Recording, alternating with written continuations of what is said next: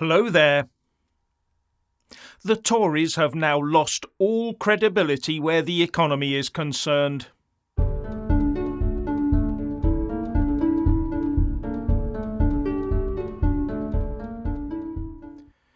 With what the Tories have done to the economy, and the plans Labour has for us when they get into power, it must be obvious to all by now that the Westminster blob intends to crash the UK economy. It's probably their way of achieving net zero, on the basis that if the economy has collapsed, no one can afford to do or buy anything, all emissions gone, job done. Anyway, the inflation figures from the Office for National Statistics this morning spell trouble for all of us going forwards. So much for Rishi Sunak and Jeremy Hunt's grown-up plans. And these latest figures have increased the calls on government to intervene with taxpayers' money to help people in difficulty with their mortgages. With the latest intervention coming from former Tory chairman Sir Jake Berry. He told Times Radio, "We are going to have to do something as a government to help people out. We cannot see mass evictions." But Jeremy Hunt and Rishi Sunak have ruled this out, so far. Anyway, Sir Jake went on to say that it just feels to me like we're not going to allow a situation where people leave their homes. So let's level with the British public and try and help them now and give them a bit of certainty. And as this nasty economic situation looks likely to drift on further into the future than expected, we might then see more and more Tory MPs calling for the government to step in, because an election is due next year. And with some by-elections to come, the Tories are not in a good place. In fact, today might have finished them off for years. And all of this hasn't put the judgment of the Governor of the Bank of England, Andrew Bailey, in a very good light either.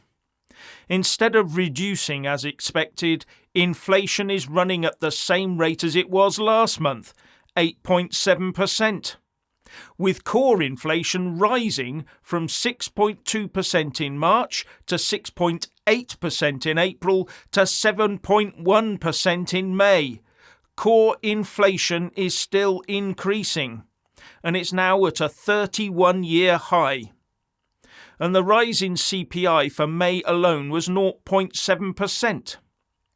This indicates that UK inflation is far stickier than the experts thought.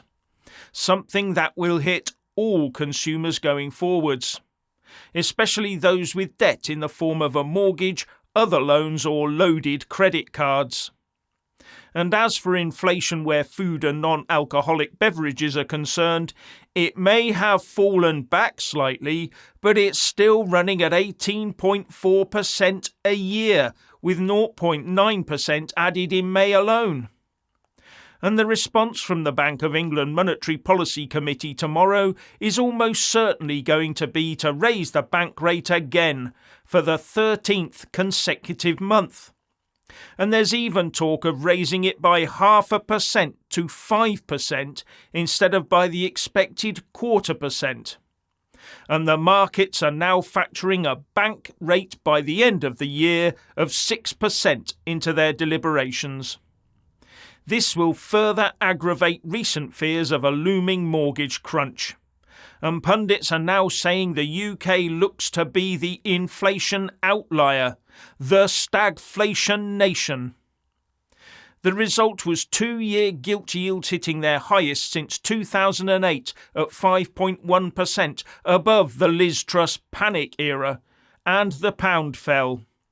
On top of that, the national debt rose again, and is now more than the country earns in a year. Debt to GDP hit 100.1%, the highest level since 1961.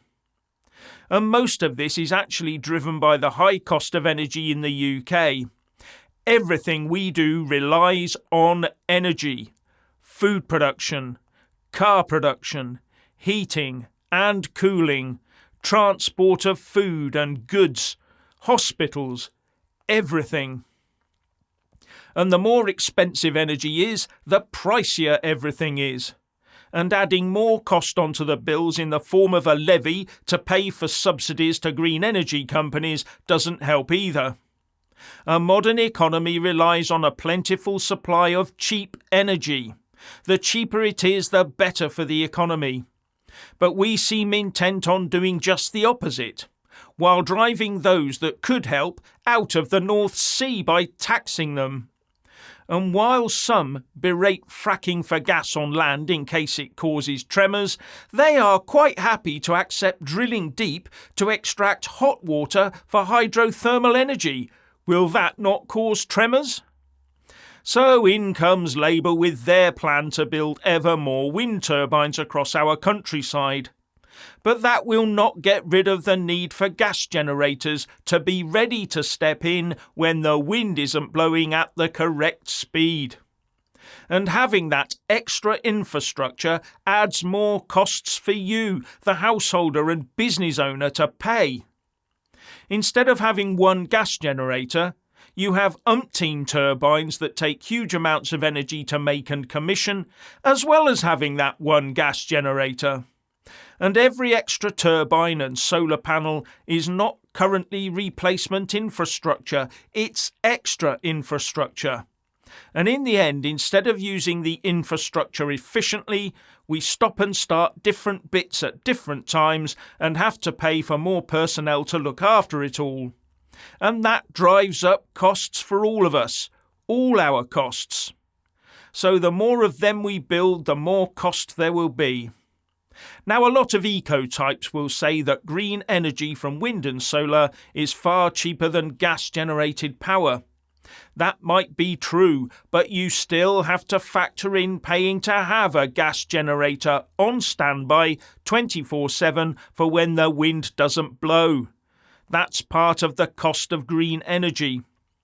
And for proof that you need backup, recently we had to warm up a coal-fired generator in case the wind power dropped and we didn't have enough energy to fire up our air conditioning. And look how close we came to blackouts last winter, because we'd actually used explosives to destroy old coal power stations so they couldn't be recommissioned. Not only that, we had to recommission and refill the rough storage site with gas. And now the problem is a lack of energy to power air conditioning and cooling fans. At the moment we're shielded by the good weather, but I'm wondering what next winter has in store for us. Do you think our government will have done enough to prevent the risk of blackouts? Do you think we'll see energy prices rise again as winter approaches and demand increases? And that will be on top of the inflation already felt over the last year or so. And then, when Labour gets in with its usual propensity for taxing, borrowing and spending, we'll be well stuffed.